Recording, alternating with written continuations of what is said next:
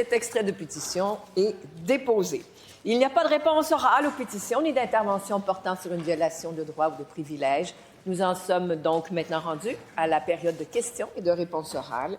Pour ce faire, je cède la parole en question principale au chef de l'opposition officielle.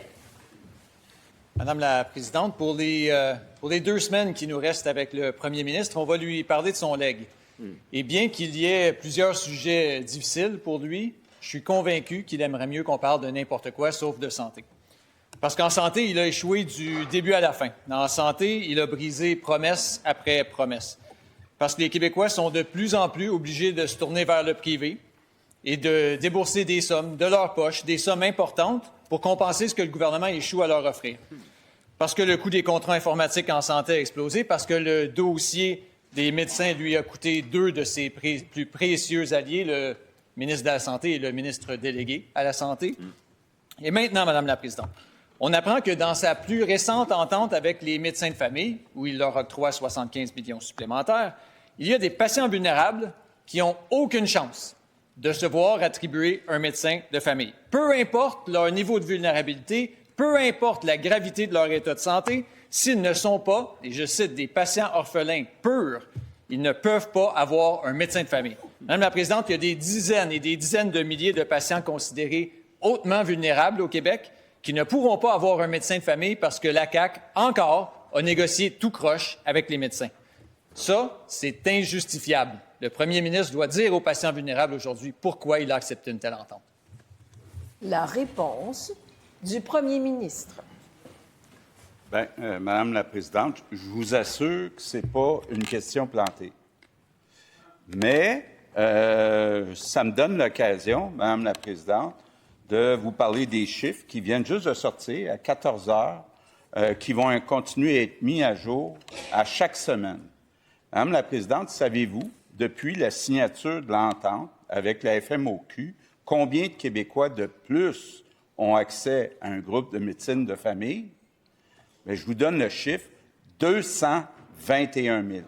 221 000 de plus en 3 mois, c'est du jamais vu. Deuxièmement, dans les 221 000, il y en a 123 000 que ce sont des vulnérables.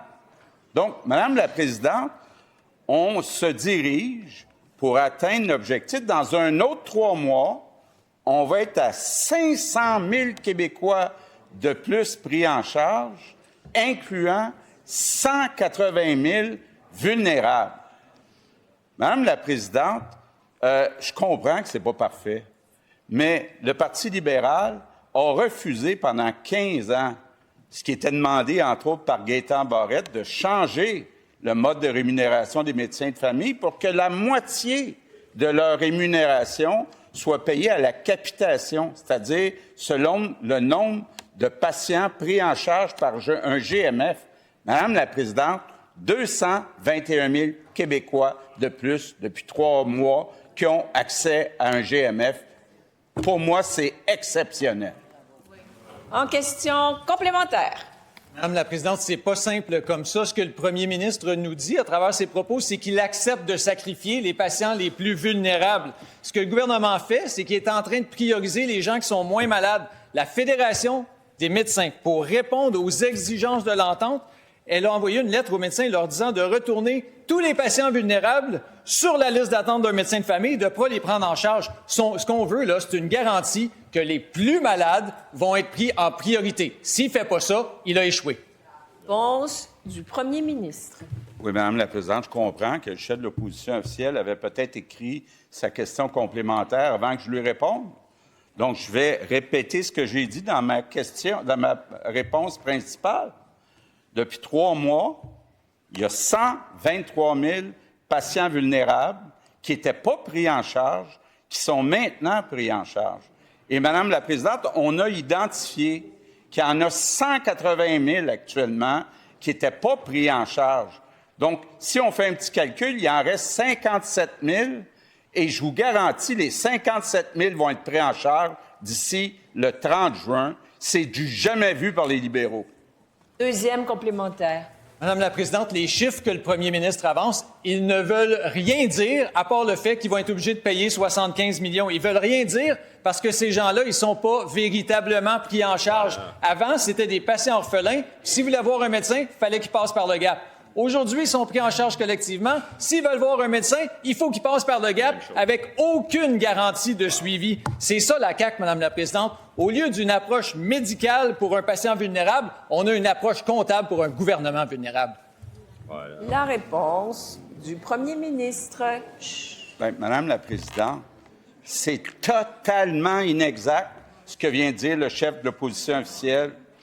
Ce qui était prévu, première étape, on s'inscrit au GAP, on a un premier rendez-vous, on est évalué. Deuxième étape, on est inscrit à un GMF, on est pris en charge pour 2, 3, 4, 5 rendez-vous quand on a besoin du GMF. Actuellement, 221 000 personnes de plus d'ici le 30 juin, 500 000 de plus qui vont être vraiment pris en charge par un GMF. Troisième complémentaire. Madame la Présidente, pour la petite histoire, là, le gouvernement a commencé par dire que tous les Québécois auraient un médecin de famille. Ensuite, ils ont dit que tout le monde serait pris en charge. Après ça, ils nous ont dit qu'il y aurait seulement 500 000 personnes qui seraient prises en charge. Puis maintenant, on se rend compte que la prise en charge, là, c'est une prise en charge comme à l'urgence. On vous voit une fois, il n'y a aucun suivi, Madame la Présidente. Les patients, là, ils ont compris le jeu. Ils ont compris qu'ils n'auront aucun service de plus avec le gouvernement de la CAQ. La réponse du premier ministre. Madame la Présidente, les faits sont têtus. Quand on est arrivé en 2018, il y avait 6,4 millions de Québécois qui étaient pris en charge. Il y en a aujourd'hui 7,2 millions. Il va en avoir 7,7 millions d'ici le 30 juin. Madame la Présidente, il reste 500 000 personnes qui demandent un médecin de famille. On va leur donner. Donc, Madame la Présidente, je m'excuse, là, mais le député de Pontiac, là, est complètement dans les patates. En question principale, je reconnais maintenant la députée de Mille-Îles. Madame la Présidente, en habitation, nous faisons face à une crise de l'abordabilité sans précédent au Québec. La SCHL et la PCHQ estiment qu'il faudrait construire 100 000 logements par année d'ici 2030 pour rétablir l'abordabilité. Or, dans son dernier budget, dans la section la perspective économique, bien, la CAQ prévoit une chute vraiment marquée des mises en chantier pour atteindre moins de 34 000 unités par année. Il en faudrait 100 000, Madame la Présidente. L'écart, il est énorme. Pourquoi ne jamais avoir déposé de plan crédible? La crise du logement, malheureusement, elle s'est aggravée sous ce gouvernement, ce mauvais gouvernement qui n'a jamais cru à la crise du logement. Il y a un seul parti, Madame la Présidente, qui peut livrer, c'est le Parti libéral du Québec, avec Charles Millard. Ça prend 100 000 logements, on va livrer 100 000 logements. La vérité choque. Attendez. Bravo. Alors, je vous rappelle tout le monde. Youhou! Alors, mesdames, messieurs les députés, article 32, vous gardez le silence. C'est bon pour tout le monde et les citoyens vous regardent. Alors, Madame la députée, il vous restait 7 secondes à votre question et je demande le silence de la part de tout le monde. Madame la Présidente, je constate simplement que la vérité choque. Bon, article 32, on garde le silence. Et maintenant, la réponse. On écoute la réponse de la ministre responsable de l'Habitation. Bien, puisqu'on veut jouer dans ce film-là, on va parler de ce que le PLQ a fait en logement et en logement abordable, Madame la Présidente. Premièrement, en janvier 2025, la députée a dit publiquement que c'était impossible d'intervenir sur la hausse des loyers à 5,9 Oups! Le lendemain matin, son chef la contredisait et disait précisément 100 du contraire de ce que la députée de Mille-Îles a dit. Alors, la députée a dit « Je pense que c'est pas possible d'intervenir à ce stade-ci et de réduire la hausse. » Le député de La Fontaine lui dit « Ben, tout le contraire. » Alors, c'est ça le modèle du Parti libéral du Québec, Madame la Présidente. On va un peu au gré du vent, un peu comme Larousse. On s'aime à tout vent. C'est un peu ça au Parti libéral du Québec. Abordable aussi, il y a beaucoup de définitions là, qui prennent des modifications au fil du temps. Madame la Présidente, quand vient le temps de parler de abordabilité de la part du gouvernement du Québec avec ses investissements massifs, entre autres, avec le FAC du côté de la SHQ, j'aurai l'occasion de revenir sur les déclarations de la députée, Madame la Présidente. Première complémentaire. Ah, Madame la Présidente, j'avoue que je suis surprise que la ministre de l'Habitation se lève sur une question sur les mises en chantier, parce que, en fait, puis c'est pas de ça qu'elle a répondu, évidemment, mais la semaine dernière, en crédit provisoire, elle nous disait être la ministre du Logement abordable et que l'habitation, bien, ça relevait pas d'elle, mais plutôt du ministre des Finances. Alors, je vais redemander à la ministre de l'Habitation ma question de la semaine dernière. Quelles mesures a-t-elle demandé auprès de son collègue pour favoriser la construction résidentielle dans son ensemble? La réponse de la ministre. Une autre perle, Madame la Présidente, puisque vous le demandez. Au sujet d'abordabilité, le PLQ dénonce le flou autour du mot « abordable ». Mais ce flou-là, Madame la Présidente, on va se le dire, il a existé pendant 15 ans sous le gouvernement libéral. C'est vraiment bien commode, rendu en fin de mandat, de réclamer une définition très précise d'abordabilité. Maintenant, la députée, Madame la Présidente, s'emploie à relever des items qui relèvent de mon extraordinaire ministre des Finances, qui est lui qui a déposé un extraordinaire budget la semaine dernière. Et c'est lui, Madame la Présidente, on mélange pas les dossiers de ce côté-ci du gouvernement. Donc, ça relève la taxe de vente du Québec du ministre des Finances. Deuxième complémentaire. Donc, Madame la Présidente, je comprends que la ministre s'en lave les mains des mises en chantier. Hein, on le voit, ça, c'est le résultat de s'en laver les mains, Madame la Présidente. Il n'y a rien dans le budget. Et elle l'a dit la semaine dernière, elle est extrêmement satisfaite des 1000 unités de logements abordables pour 3 ans. Très satisfaite. Il n'y a rien pour les coops, rien pour le social, rien pour la construction résidentielle, rien pour l'accès à la propriété. Si la ministre actuelle de l'habitation, bien, ça ne se préoccupe pas de l'habitation, qui va le faire dans le gouvernement? Parce que nous, au PLQ, on va le faire. Attendez. Silence, tout le monde. Je vous rappelle, Monsieur le leader de l'opposition officielle, pas de bravo. La réponse de la ministre. Non, mais Madame la Présidente, ils vont-tu en faire des affaires? Malade. Écoute, pardon, Madame la Présidente, je ne voulais pas vous tutoyer.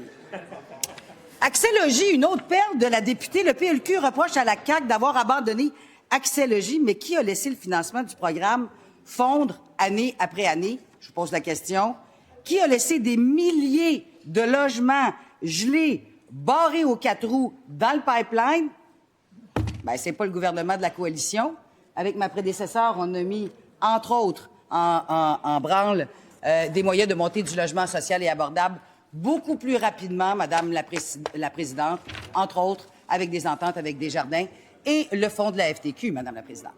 En question principale, on retrouve le silence, je vous prie. Une seule personne a droit de parole et je reconnais le député de Néligan. Madame la Présidente, la semaine dernière, révélation choc. Thomas Gerbet de Radio-Canada révélait un système de fraude massive. Des camions contournent les règles en désactivant leur système anti-pollution.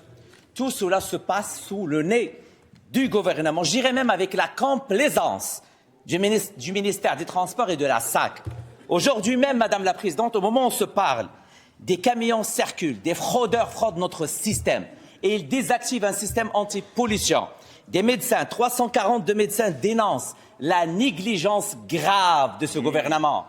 Madame la Présidente, le ministre des Transports la semaine dernière a déclaré qu'il a parlé avec la SAC et qu'il compte serrer la vis. J'ai une question pour lui. Depuis la sortie de l'enquête la semaine dernière, qu'est-ce qu'il a fait? Quelle action a entrepris pour stopper la fraude et arrêter le Far West au Québec? Et je reconnais pour sa réponse le ministre de l'Environnement, de la lutte contre les changements climatiques. On garde le silence. Tout le monde, la réponse du ministre. Merci, Madame la Présidente. Aux collègues, je vais répéter essentiellement ce qu'on a dit au cours de la dernière semaine avec mon collègue au transport. On a eu l'occasion encore ce matin d'en discuter. C'est une modification législative qui a été apportée il y a quelques années qui permet justement ce type de contrôle. Et lorsque nous ajustons la loi, il faut ajuster la réglementation. Nous sommes à voir justement les ajustements réglementaires qui doivent être faits. Donc, nous sommes conscients de certains enjeux. Nous travaillons à les corriger. La collaboration et avec le ministère des Transports, et avec la SAC et le ministère de l'Environnement est excellente. Donc, c'est une question de temps avant que certaines anomalies puissent être corrigées, mais nous y travaillons et la collaboration est bonne, Madame la Présidente. Première complémentaire. Madame la Présidente, franchement, c'est depuis 2023. Vous étiez au courant, le ministère des Transports était au courant, les contrôleurs routiers ne peuvent rien faire, des garages qui encouragent la fraude. Et je n'ai pas entendu le ministre des Transports se lever, dire au moins qu'est-ce qu'il a fait depuis la semaine dernière. C'est ce que je lui demande, c'est ce que les contrôleurs routiers lui demandent. Arrêtez le Far West.